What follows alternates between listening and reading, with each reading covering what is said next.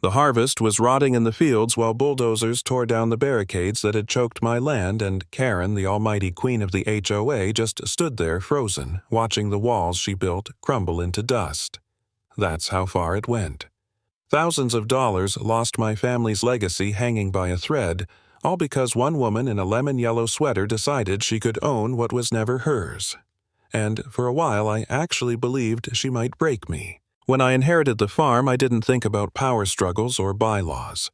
I thought about wheat, about mornings with dew on my boots, about the road my father called the back vein. That old dirt path had carried everything: tractors, seed trucks, workers, even my father's casket when we buried him under the oak. It was more than a road. It was a part of us. For decades, it was never questioned. Until Karen Delaney showed up with her golf cart, a clipboard, and that damn HOA smile. I'll never forget that morning. 6 trucks lined up my crew, waiting for orders, the wheat standing tall, ready to come in. And then bang! There it was, a red sign staked into the dirt. No through traffic. HOA maintained road. Trespassers will be reported. My heart thudded. I'd patched that road myself for years, but somehow, now it was theirs. And then I heard it, the buzz of a golf cart. Karen pulled up flag-fluttering sunglasses perched like a crown. She looked at me as if I was trespassing on my own land. "You can't run trucks through here anymore," she said flatly. I told her it was my access road. She handed me a folded letter, neat and stapled. "Actually, it's HOA-controlled easement. Board voted. Noise ordinance." She smiled, turned her cart, and left. The next morning, the road was chained shut. Heavy posts planted overnight, a padlock as if she'd sealed her own backyard gate. My crew stood there in silence, waiting for me to give an answer I didn't have. Trucks turned around. Money bled out by the hour. Every farmer knows you don't pause a harvest. Every day lost is grain-spoiled contracts, broken bills unpaid. I called my lawyer. He said it could take weeks to challenge it. Weeks I didn't have. That night I sat on my porch, staring at the chained road glowing in the moonlight. It felt like theft, not by a government or a company, but by a neighbor with a plastic name tag. I'd faced real wars overseas, rebuilt bases under fire, moved convoys through minefields. And now, here I was, paralyzed by a woman with an iPad and a grudge. For the first time in years, I felt powerless. And it only got worse. Letters started showing up: violations, fines. $250 for unauthorized staging of vehicles. $500 for misuse of shared land. Karen had photos of my grain trailer parked on my own field. She knew what she was doing. This wasn't about noise. This was about breaking me. I tried to shrug it off, but the weight settled heavy. My crew thinned out.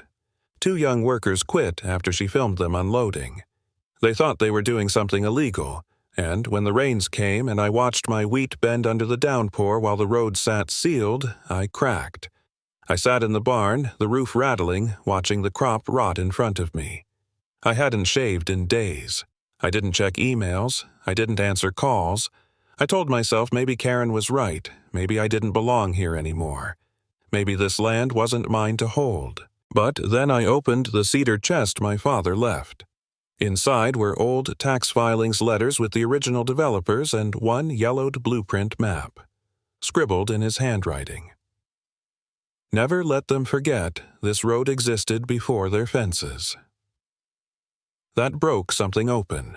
It wasn't just pride. It was blood legacy law. I scanned the document, sent it to my attorney Keller. His reply was sharp for once. "This changes everything. It's not just an easement. It's a protected agricultural right-of-way." I also reached out to Sheriff Morales, my old unit buddy.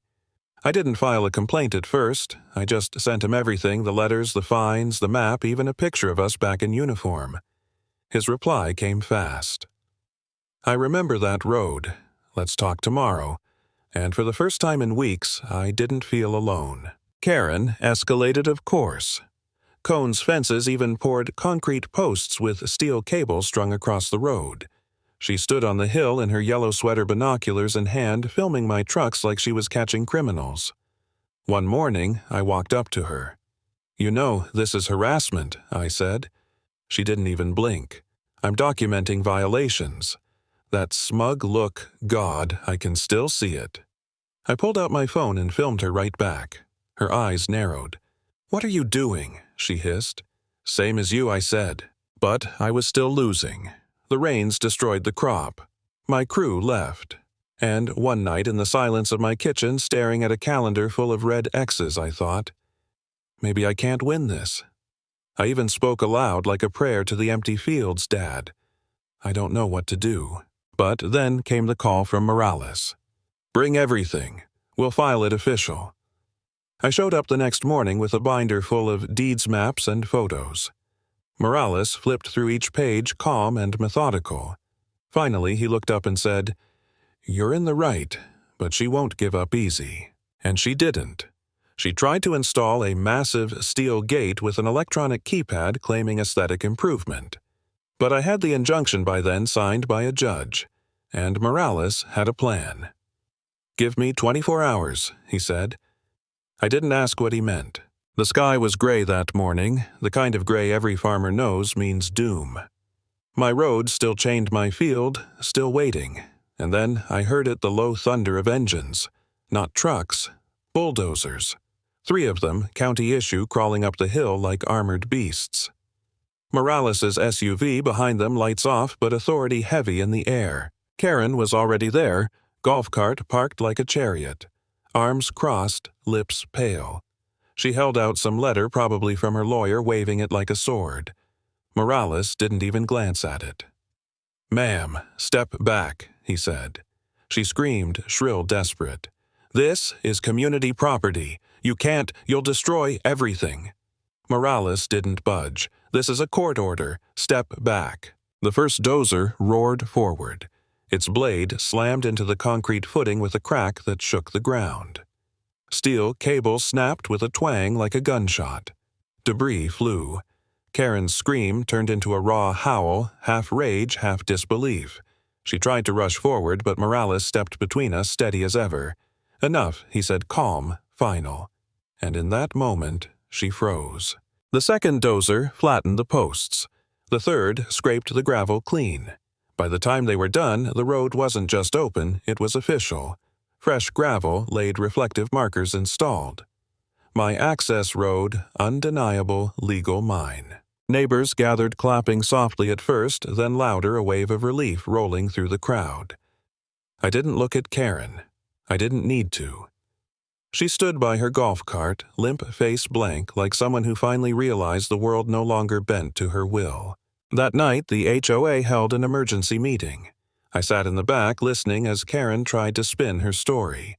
She called me disruptive, dangerous, even claimed I lowered property values. But then my lawyer Keller stood calm as ever and said, "The court has already ruled, Mrs. Delaney. The road is protected. Your obstruction was illegal." Silence filled the hall. Then, clapping. The board turned on her. One member leaned forward. "This meeting belongs to the community." Karen snapped. She shouted, pointed at me. "He ruined everything. Without me, this neighborhood will collapse." I stood slowly, voice steady. "I'm a farmer. This land was here before your fences, and it'll be here long after your rules are forgotten." That was it. She crumbled back into her chair. The board voted to suspend her on the spot. Within weeks, she was gone, title stripped, house sold, name reduced to a stain on old HOA minutes. And me, I walked that road again, boots crunching over fresh gravel, the weight of years finally lifting. She'd tried to erase my dignity, my father's legacy, even the soil under my feet. But in the end, she lost. Because this land remembers. Never confuse silence with peace.